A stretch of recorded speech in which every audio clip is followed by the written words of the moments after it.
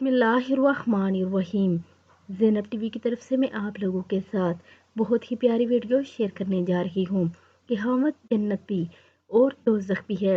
وسیم بن محسن ابینی پھوپھی جن کا نام اسما رضی اللہ تعالیٰ عنہما اپنی کسی ضروریات کے تحت رسول اللہ صلی اللہ علیہ وآلہ وسلم کی خدمت میں حاضر ہوئی۔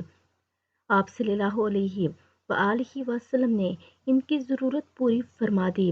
بعد ازاں ان سے پوچھا، کیا تو شادی شدہ ہے؟ انہوں نے کہا، جی ہاں۔ آپ صلی اللہ علیہ وآلہ وسلم نے فرمایا، تیرے اپنے حامد کے ساتھ کیسا سلوک ہے؟ وہ کہنے لگی، میں ان کے حق میں کوئی کوتاہی نہیں کرتی مگر جو میرے بس میں نہ ہو۔ قالا رسول اللہ صلی اللہ علیہ وآلہ وسلم، دیکھو خیال رکھنا کہ تم سے اپنے شوہر سے کس طرح کا سلوک کرتی ہو، کیونکہ وہ تمہارے لیے جنت بھی ہے اور جہنم بھی۔